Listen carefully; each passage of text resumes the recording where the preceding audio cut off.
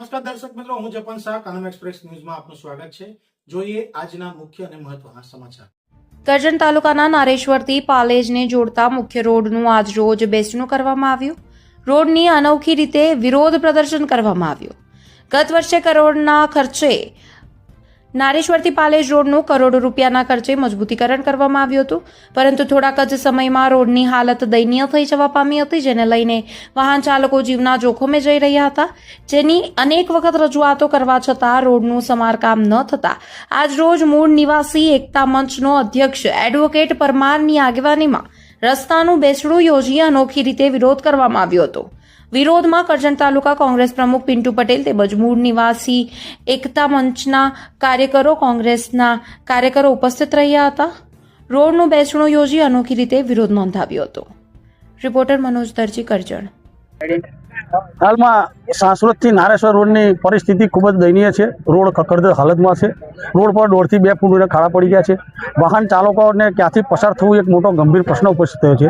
એ બાબતે આજથી 10 દિવસ અગાઉ આ રસ્તા પર આવીને ફેસબુકના માધ્યમથી તથા ટીવી મીડિયાના માધ્યમથી તંત્રને રજૂઆત કરી હતી કે તાકીદે આ બાબતે રોડનું સમારકામ કરવામાં આવે, પરંતુ તંત્ર દ્વારા તથા અહીંના રાજકીય ચૂંટેલી પાંખ દ્વારા તથા મેં એક વિડીયોના માધ્યમથી અહીંના ધારાસભ્યને પણ મેં જાણ કરી હતી કે ઢાવટ રોડના ખાડા પૂરવા માટે તમે જો નેશનલ હાઈવે ઓથોરિટીને જાણ કરી શકતા હોય તો છેલ્લા 10 વર્ષથી સ્થાનિક લોકો આ રસ્તાથી પસાર થવામાં મુશ્કેલી વેઠી રહ્યા છે, તો આપ આ રસ્તા પર આવો, પોતે સ્થળથી હું પણ આવું તમારી સાથે, આ બાબતે કંઈક તમે સત્વરે કાર્યવાહી આ બાબતે તમે હાથ ધરો, પરંતુ એમના તરફથી પણ 10 દિવસની અંદર કોઈ પણ બાબતનું કોઈ સ્ટેટમેન્ટ જોવા મળ્યું નથી। તેથી આજરોજ દુઃખદ બાબત કે આ રોડનું બેસણું રાખવું પડ્યું છે, અને આ બેસણું રાખવાનો મુખ્ય ઉદ્દેશ એક જ છે કે માર્ગના મકાન વિભાગ તથા રાજકીય ચૂંટેલી પાંખે આ સ્થાનિક રાહદારીઓ બાબતે કોઈ જ કાર્યવાહી નહીં કરી, એના માટે આ બેસણું એમના લોકોને લીધે રાખવું પડ્યું।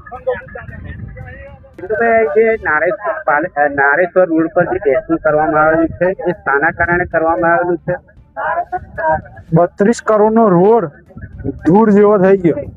નાના દીકરાઓએ અમને ફોન કરીને જાણ કરી કે અમારો રોડ બગડી ગયો છે, અમે અંકલ થાકી ગયા છે, કોઈ અમારા પપ્પા કે અમારા જે ગામના વડીલો, અહીંના નેતાઓ કોઈ બોલવા રાજી નથી, તમે આવીને આ આંદોલન કરો। ત્યારે અમે આ આંદોલન કરવા માટે અહીંયા આવ્યા હતા, અને આજે બેસણું રાખ્યું હતું રોડ વચ્ચે જ, જે કથળી હાલતની અંદર રોડ છે। અહીંયાથી 7 કિલોમીટરની અંદર જિલ્લા પંચાયતના પ્રમુખ બહેનનું ઘર આવેલું છે અને એમનું ગામ આવેલું છે। 8 કિલોમીટરની અંદર ધારાસભ્યનું પોતાનું ગામ આવેલું છે। રેતી ખનન એટલી બધી ચાલી રહી છે અહીંયા, એના કારણે આ રોડ વારંવાર તૂટી જાય છે, છતાં પણ ધારાસભ્ય હોય કે જિલ્લા પ્રમુખ હોય, એકવાર એવું નિવેદન નથી આપ્યું કે અહીંયા આગળ રેતી ખનન ચાલી રહ્યું છે, ખોટું ચાલી રહ્યું છે। તેમજ અહીંયા આ રસ્તો ખરાબ છે તો ધારાસભ્ય દ્વારા એકવાર તો રજૂઆત કરવી જોઈએ ને, આટલી વાર રોડ કેમ બગડી જાય છે, તો એકવાર તો રજૂઆત કરવી જોઈએ ને કે આ રોડ ખરાબ થાય છે, એનું કારણ શું, કોન્ટ્રાક્ટરની ભૂલ છે કે તકલીફ બીજી છે? એટલે આ બધી બાબતને લઈને અમે રજૂઆત કરી હતી અને આ ધરણાનો પ્રોગ્રામ રાખ્યો હતો। અગાઉ પણ અને અગાઉ 10 વર્ષથી જે અહીંના મૂળ નિવાસી એકતા મંચના આગેવાન છે મિનેશભાઈ પરમાર દ્વારા, એમના દ્વારા 10 વર્ષથી છેલ્લા રજૂઆત કરવામાં આવી, અને એ રજૂઆતને ધ્યાનમાં રાખીને પણ હજુ સુધી કોઈ કામગીરી કરવામાં આવી નથી। 32 કરોડનો રોડ જે છે એ ખાઈ જવા સિવાય બીજું કોઈ કામ કરવામાં આવ્યું નથી। કેટલી વાર રોડ તૂટી જાય છે। આ જે રોડ છે એની પોઝિશન તમે જુઓ ને તો તમને એવું લાગે કે ખેતરવ રસ્તો હશે આ। એટલે જ્યારે ધારાસભ્યનું ગામ આજે તીર્થધામ આટલું નારેશ્વર આટલું મોટું આવી રહ્યું છે, જેના રંગ અવધૂત દાદાના ઉપર અત્યારે ફિલ્મ બની રહી છે, ત્યારે એવું કહેવામાં આવ્યું હતું કે આપણે પણ જોડાઈએ અને રંગ અવધૂત સાથે સૌ જોડાય, તો આ રસ્તા માટે પણ એકવાર અવાજ ઉઠાવવો જોઈએ ધારાસભ્ય અને જિલ્લા પ્રમુખે, જે અત્યારે જિલ્લા પંચાયતના પ્રમુખ છે એમને। અને આ રેતી ખનન ચાલી રહ્યું છે એના કારણે આ બધું થઈ રહ્યું છે, અને અવારનવાર આવી રજૂઆતો મિનેશ પરમાર દ્વારા કરવામાં આવી છે। આ રોડ બાબતે એકલા નેતાઓ અને કાર્યકરો જે રજૂઆત કરે છે, તો શું પબ્લિક કેમ નથી જોડાતી, એ બાબતે આપ શું કહેશો? પબ્લિકને એક ડર પેદા કરી દીધેલો છે। નારેશ્વરથી લઈને સાંસોદ સુધીની અંદર પબ્લિકને માયકાંગલી બનાવી દીધી છે, જેના હિસાબે કોઈ બોલી શકતું નથી।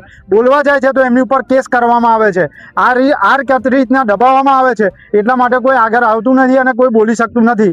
પણ જ્યારે આ અવાજ અહીં પહોંચ્યો છે, અમે મુખ્યમંત્રીને રજૂઆત કરવા જવાના છે કે નારેશ્વર જેવું મોટું તીર્થધામ આવેલું છે, ત્યાં આગળ પાલેજથી લઈને નારેશ્વર સુધીની અંદર દાદા દર્શન કરવા આવે રંગ અવધૂત દાદાના, એવી અમે રજૂઆત કરવા માટે જવાના છે. આ બેસણા પછી શું લાગે છે કે કોઈ ફરક પડશે? એટલા માટે તો અમે મુખ્યમંત્રી શ્રીને ભૂપેન્દ્ર દાદાને રજૂઆત કરવા જવાના છે કે પાલેજ રહીને નારેશ્વર અમારા તીર્થધામ રંગ અવધૂત દાદાનું દર્શન કરવા માટે આવે.